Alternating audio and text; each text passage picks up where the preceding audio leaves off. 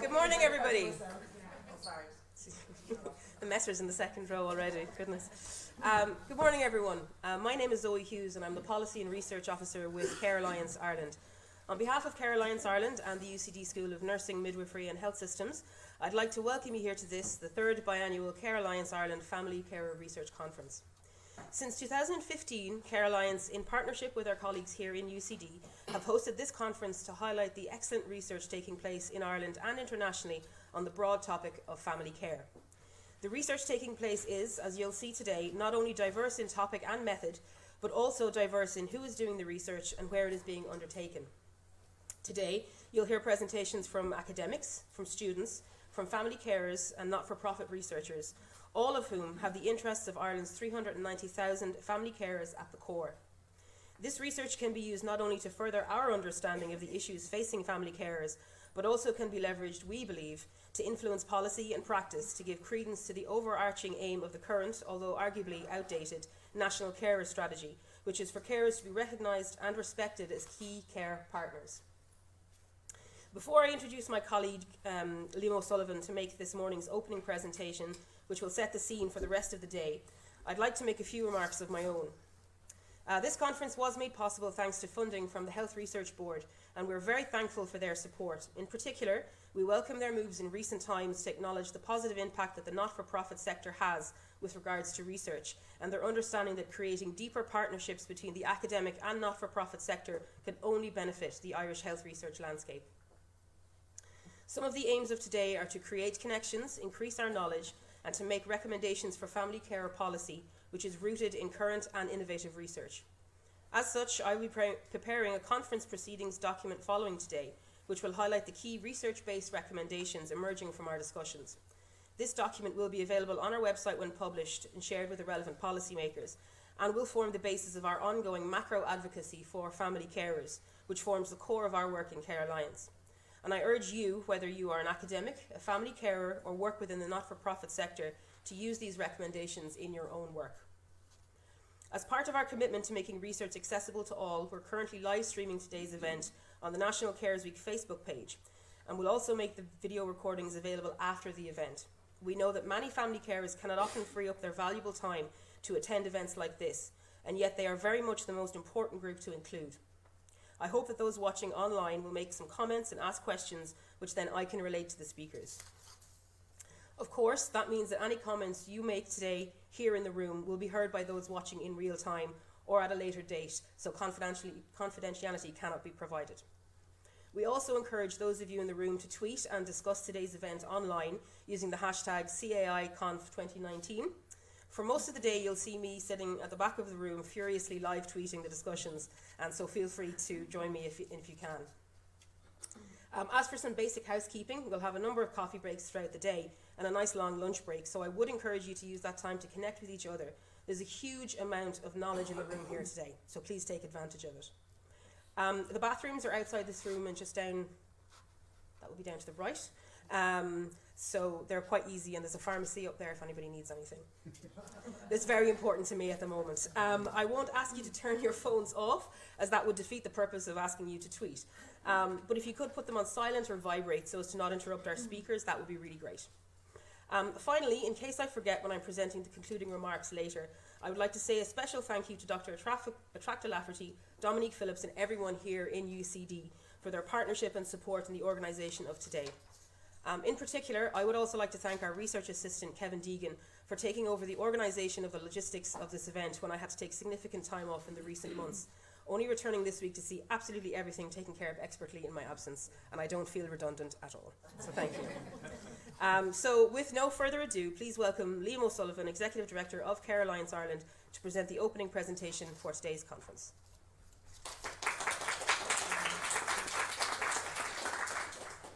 Thank you, Zoe. I feel rather fraudulent because it was Zoe who was going to be leading on this presentation, but apparently it's me doing it, so I'll do my best and to acknowledge Zoe's input into not just today's paper but also her outstanding work in developing the kind of policy and research part of Care Alliance Ireland, and hence we're here today.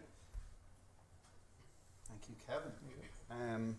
we'd mad dash to see if we could find the flicker that brings you to different slides, because I like to walk, but then I was told if I walk I can't be heard here. So a little note to anyone who is presenting, try and stay close to this so we can hear stuff. So I've no flicker, but that's okay. We have one ordered through Amazon, I think. Yeah, I knew one yesterday, but sorry. There you go.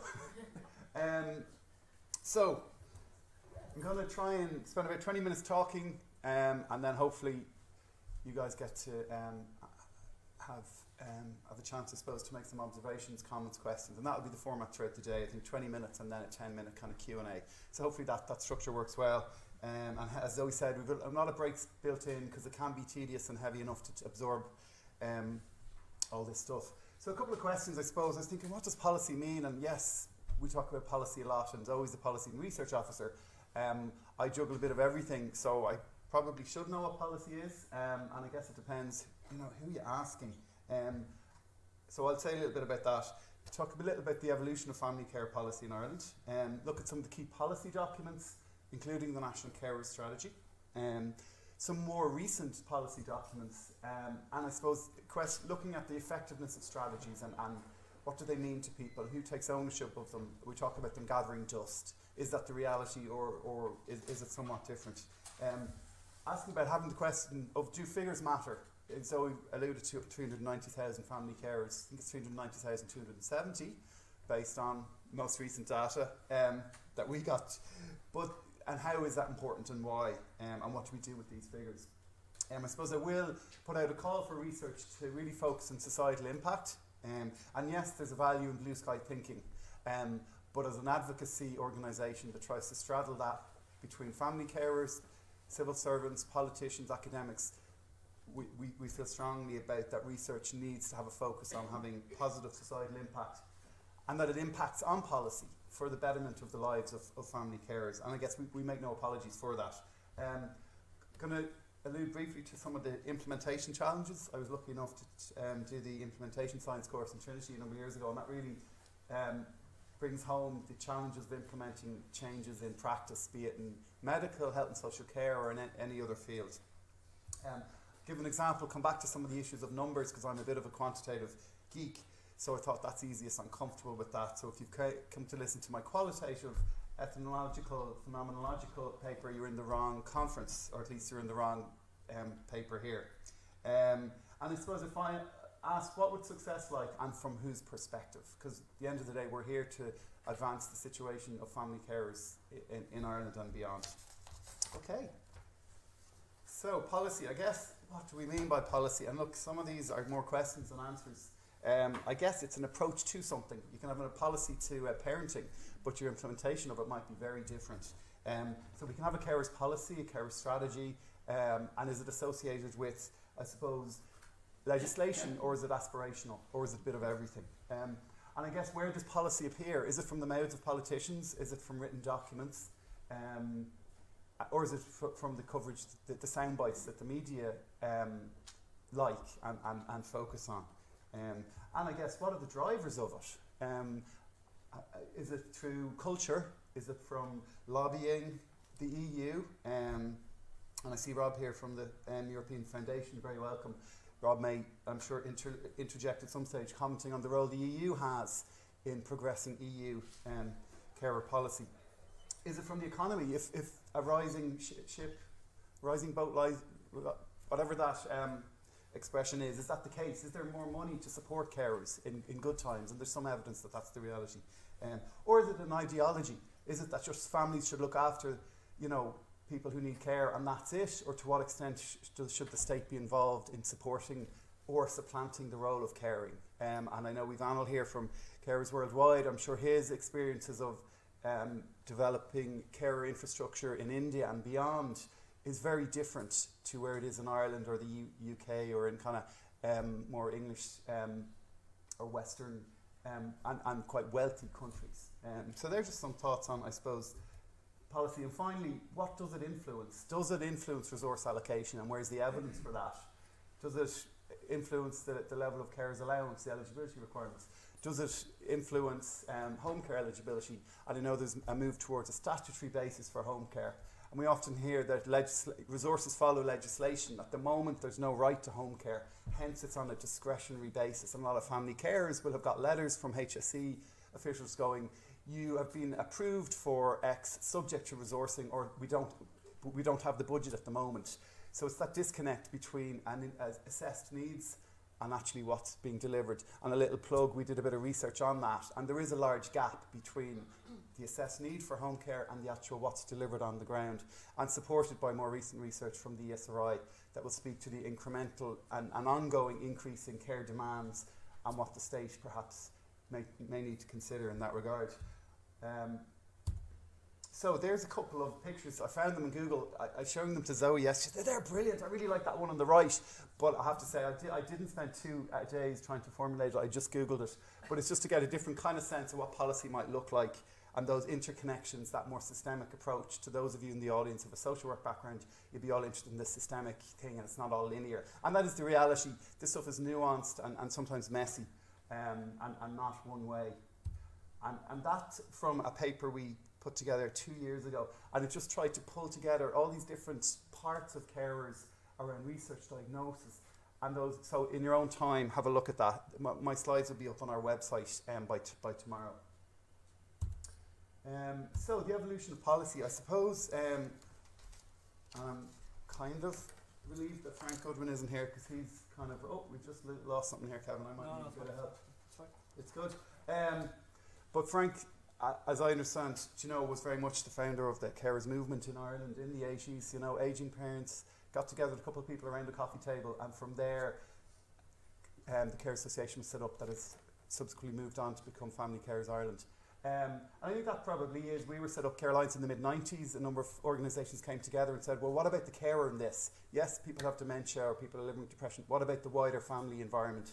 So those, I think, both organisations, can be proud of the work they've done since the 80s. And yes, it was associated perhaps with a more liberal approach to the role of family, and then more recently perhaps as resources increased.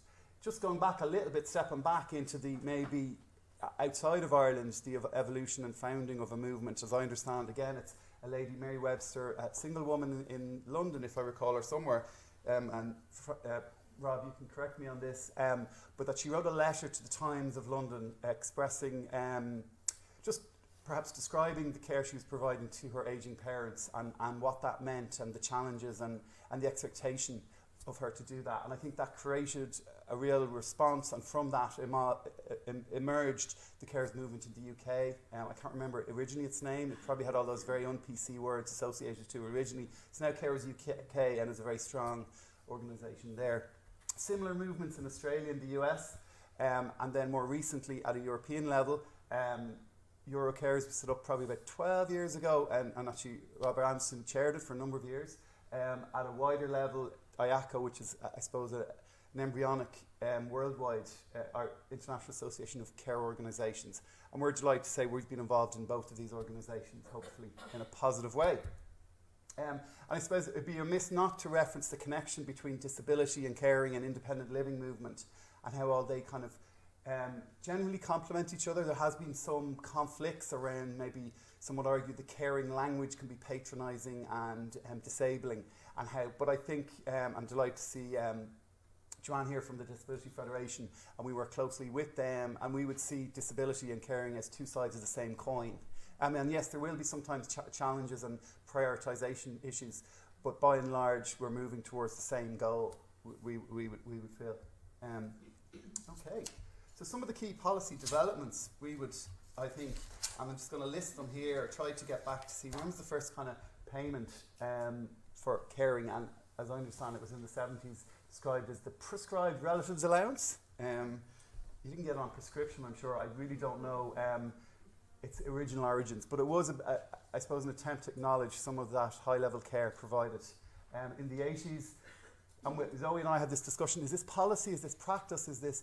But that, you know, NGOs were set up in big numbers in the 80s. The Alzheimer's Society, Care Association, and all probably a lot of our member organisations were probably set up in the 80s. So that kind of movement, I think, very much pushed for more progressive income supports, resulting in the Carers Allowance in 1990, Respite Care Grant, albeit means tested, and then in 2005 was open to more all full-time carers. And the recipients of that really has gone up quite exponentially in recent years, which is to be welcomed. Then in terms of the strategy documents, rather than the income supports, is the primary care strategy. A few documents. I came on board in 2004, and from memory, there was really the supporting carers in 2002 was the kind of first government document describing caring and the role they have. Primary care strategy, one mentioned it, and there was a commitment to care in the home. A few more documents there: Equality Authority towards 2016, National Development Plan, National Action Plan. So loads of plans, and increasingly, I suppose, we see the language of caring being used in those. So we all need a strategy, don't we? And I suppose NGOs and advocacy groups are always talking about we need a national strategy for, for anything. And people might say, just another strategy. But there is a value to it, we would feel. So I could only get a US map there, but that's okay. Because they clearly have a national strategy on some things. Actually, not in terms of carers policy, because we do some work with our colleagues in the US. They're somewhat behind because it's a more federal system. But yeah, is it the holy grail, I suppose? We've got the strategy, and I remember a meeting, now I'm name dropping, one of our Taoiseachs, the guy from Mayo. God, it's funny how the names go out of your head, poor Elenda. Anyway, delivering for Mayo. And he came up and he knew my name. I thought, that's kind of weird. How does he know my name? But obviously someone briefed him beforehand. But yeah, and he said, blah, blah. And I said, well, now we'll keep you to implementing it. So I suppose there is a value in once you got the strategy, then you use that as a tool to, to move things forward. Oh, there he is. There's Enda. And our colleague, there's Frank in the background there. And that tall, good-looking guy behind that smaller lady. He looks a bit like the Taoiseach. I'm told I look like the Taoiseach. But anyway, I'm not his Doppler. I'm busy enough doing this job. So yeah, it was called on for a number of years. I can't exactly know how long, but eventually it was committed to. Well, we thought it was happening, and then of course things got bad in 2009. I remember being on the bus on the way home and hearing the National Care Strategy was canned.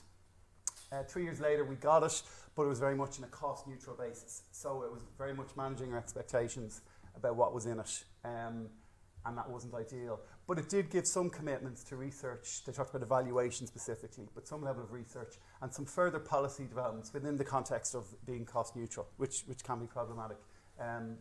So that was the strategy. And so to the present, because this paper does talk about past, present and future.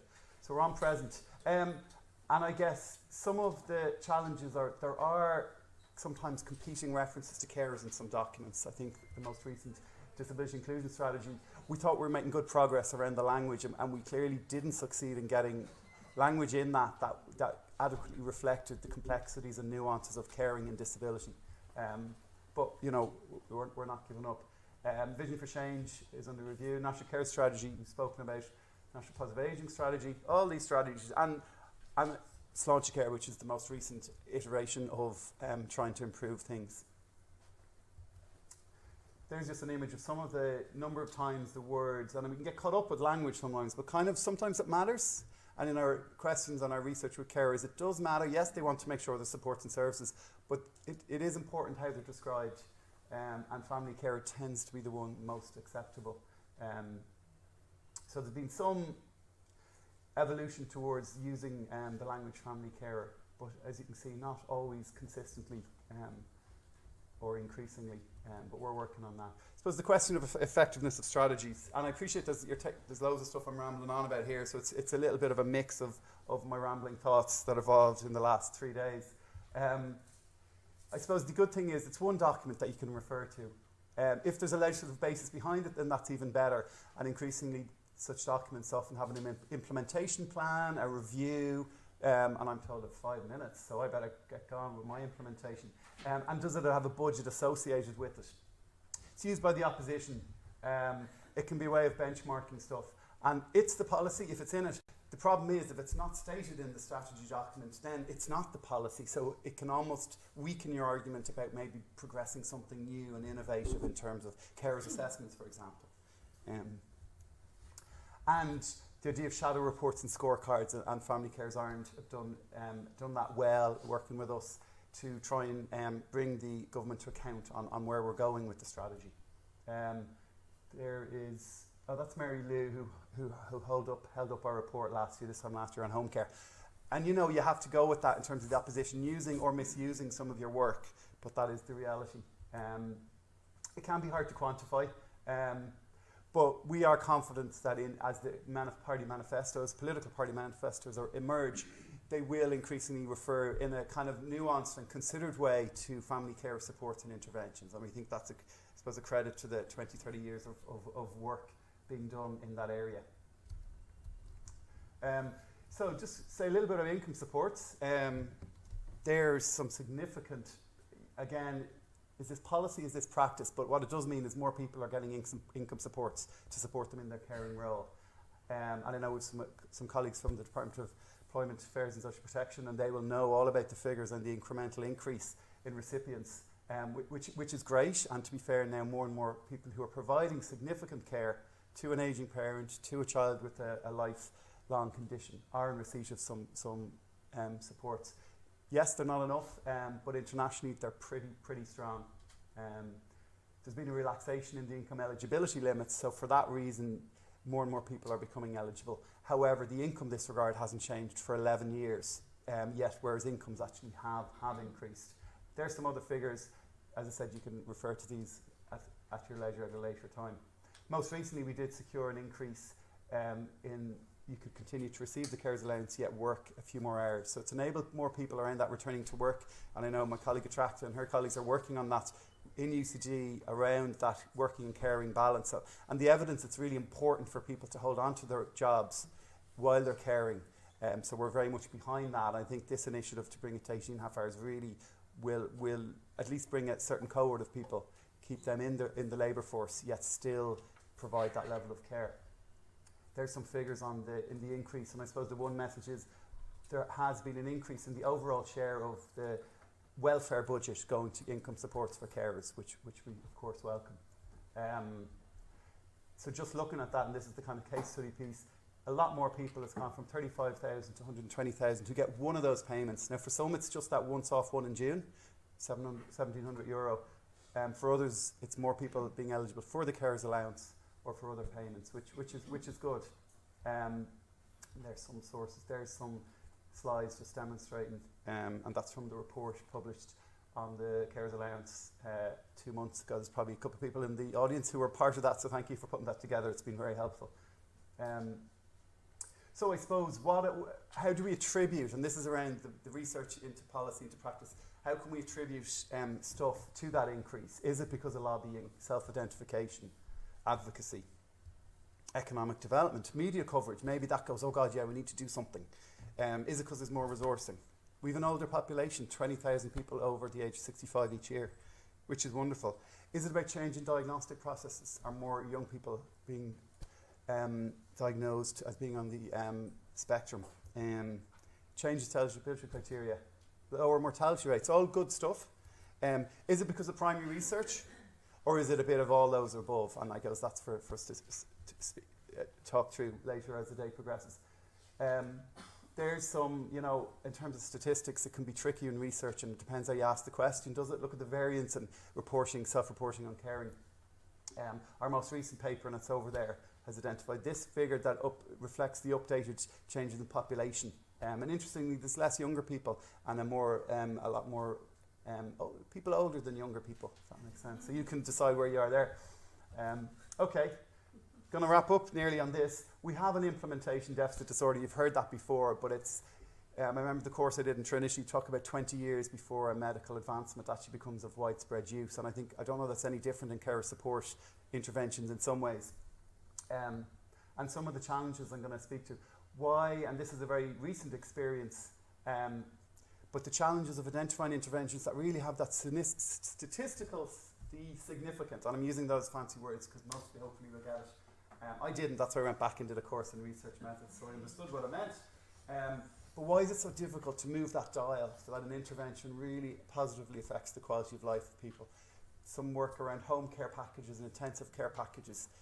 The evidence is great that it kept people at home, that they were reasonably good costing, but the evidence around how it impacted on the quality of life of the wider family is less compelling. So it's a tricky one. You have to kind of, these things are nuanced, and there's so many variables affecting someone's quality of life, the trajectory of care. This is very much around a project we've been trying to deliver and haven't been able to, and it's a right balancing those rights of responsibility, the rights of absolute privacy to someone with dementia, contrasting that with the right to have a family carer, to innovative online carer support interventions through a closed Facebook page. Unfortunately, the Data Protection Commission decided it wasn't a runner, so we've had to stall that project, which isn't great. And I suppose the final piece around implementation, we ask carers often what's important, what are the gaps, and they often come back, but we need more information, we need more information. The irony is that there's never been so much information out there, and how does that fit in a research perspective or in a practice development perspective? How do you get that balance right around, you know, having it at the right information in the right way, in the right format, in the right amount, to the right person, so that they hear it and maybe share it with them again. Some of those challenges I think I would see in delivering that, bridging that gap between research, policy and practice. And this is the final ask, I suppose. These are things that family carers have identified are important: recognition, information, access to specific supports, respite and income support. So when we're doing research, our call is it needs to be focused on those things. It needs to be focused on having a positive impact. There's some approaches that we've worked, some resources we would recommend you refer to, and I suppose it tries to reflect the culture and the values that we as an organisation try to bring to the table when we're collaborating with universities, with partners. Increasing use of grey literature, the whole open access movement. These are really good things that are making research more accessible, more impactful, and disseminated in a more holistic way. Here's some other examples of work Zoe has done. We've made use of social media, freedom of information requests, some kind of quick and dirty research that is robust enough to be able to stand over. We launched that as part of Carers Week. And I suppose pushing the traditional boundaries around who's the principal investigator, what's the research question, or is a storytelling approach just as valuable as a journal article, as the hypothesis that has a very prescriptive discussion approach, methods, bum, bum, bum. Yes, there's a value to that, but we want to push the boundaries, and we think have successfully done that, and there's a link there that describes one of the papers we have published on. So finally, what would success look like, and I guess from whose perspective? Is it, and I guess I'm pushing this back to you who are researchers, is it publication in what are deemed to be impactful peer-reviewed journal articles? And who's saying they're impactful, and for whom? Is it for your career, your progression, your university's standing? Because those things really perhaps are less important than family carers we're trying to support and advocate for. I would argue it should be more around carer-centred through a public patient involvement research that we're involved in UL. Currently, it should be about attaining a goal of improved quality of life, maybe so that carers get higher income, or indeed, per the work that's been done with Attract and her team, more care-friendly employment practices. So, there's some final thoughts on the future.